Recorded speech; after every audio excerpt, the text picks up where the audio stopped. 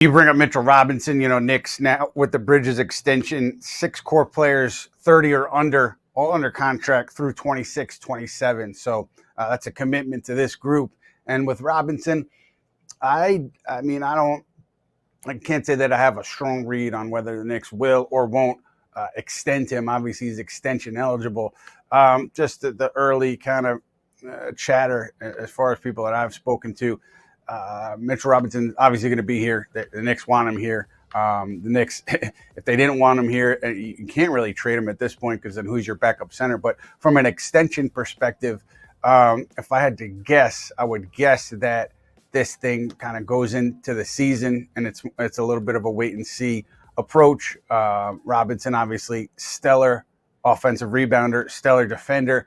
Health issues have been, a part of his story. And so if I had to guess, that's what I would guess, that this thing goes into the season with no extension. But we'll see how things shake out over the next few weeks. Now, if they did extend Mitchell Robinson, Keith, then they're going into that second apron. Is that correct? Yeah, but barring some other move that comes that gets them off money. But yeah, if we're saying we've got the guys we've got that are under contract, and to be clear, this would be for next season, the 26-27 season. Yes. If they extend Mitchell Robinson at any kind of reasonable number, which is essentially what he's on now or more, they're going to be a second apron team, because I don't see them starting to move off money for other guys just to get that done to avoid it. But again, so I've gotten fond of referring to the second apron is like Las Vegas. It's fun to visit. It's okay to visit it for a little bit, but if you stay there too long, it's going to get really expensive and it's going to get really painful. So you got to be careful, right? So if you dip into the second apron for a year or two, you're okay. You're fine. You're not going to have any issues. If you stay for too long, that's when you're going to start getting the draft pick penalties and frozen picks and picks moved to the end of the round, in addition to all the financial penalties and then the roster restrictions, as far as you can't really sign free agents that make more than the minimum. You're kind of limited in your trade options. It gets really tough to build out a team. But yeah, if the Knicks re-sign Mitchell Robinson or extend him and get him on a deal and they go into the second apron for a couple years, it's not the end of the world. You just have to have an exit plan on the backside. Or if you're winning titles, no one's going to really care, and you just kind of keep rolling things forward and you figure it out, which is what I think the plan was for Boston. But obviously they didn't win the titles. Tatum got hurt, and now they started their exit plan. We've seen a couple other teams. Milwaukee did their exit plan to get out of the second apron. Phoenix did that as they reset their roster. So again, teams are they're gonna visit, but they're not gonna stay very long. Mm-hmm, mm-hmm. And it's interesting, if an ownership group, let's say the Knicks win a title, and I'm sure that no one is going to care about second apron and the money that it might cost to keep a title-winning group together in New York. And if they start to calculate things with that second apron in mind, I'm sure Knicks fans will pull the hair out of their head. So it creates an interesting dynamic for ownership, for front offices, for players, for everybody touching the league. And so in the here and now, though, we're talking about summers ahead where the Knicks may or may not be above that second apron. Obviously, this year, you mentioned it, Keith, hard capped at the second apron. And so where they are now is they have not a lot of money between where their team salary is now and that second apron. They have a little bit to play with, Keith. About $3.7 million. Yeah, not a lot. And so you do have two spots here, and I think one, it's obvious, is going to go to one of to a player on a rookie minimum, and then I think you'll get a veterans minimum in there. I may need you to correct a mistake for me here. Is Kevin McCullough eligible for that rookie minimum?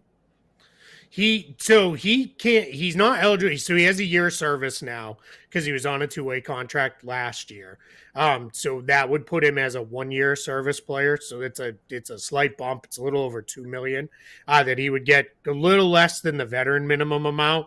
And then the big question that's been asked is, can he do that second round pick exception? And I'm under the belief, and I confirmed this with a handful of people around the league, that he is not eligible to do that because he's already signed one contract. That needs to be an initial contract signed signed by the player.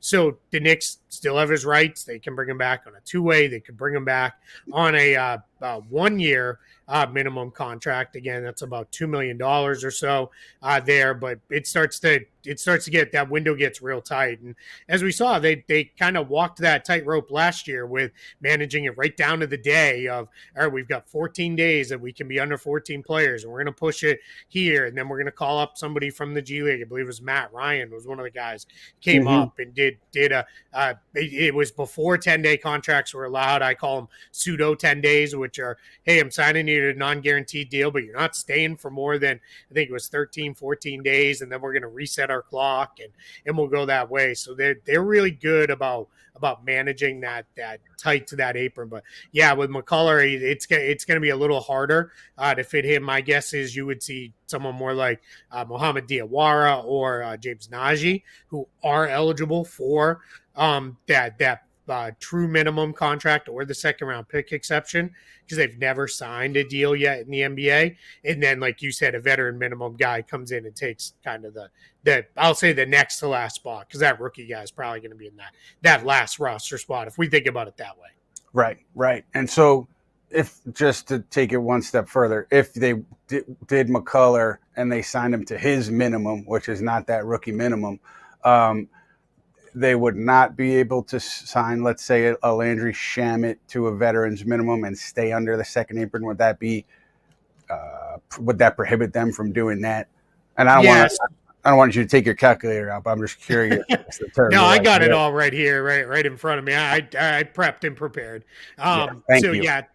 So that minimum for McCullough would be a little over $2 million, about 50,000 over $2 million. But like we said, they're 3.7 under, so that's going to leave you only with 1.7. A veteran minimum is about 2.3 million. So without boring everybody to tears, I know we're getting ready for back to school here, but we won't teach a math class on everybody. That doesn't fit, right? So what you'd be doing is you'd be saying, kind of like they did a year ago, where it is, hey, we're going to bring you in, but go hang out in the G League for a few months. Then when we're able with a prorated minimum deal, now we'll sign you. We'll see. Maybe that is the direction they go. But I tend to think they're going to go the other way and say, hey, we want to fill it out with a true minimum and another guy. And then that 15th spot will be what goes to somebody when you can sign that prorated spot, which that would be months and months from now. Right. And a Diawara or a Najee would be candidates.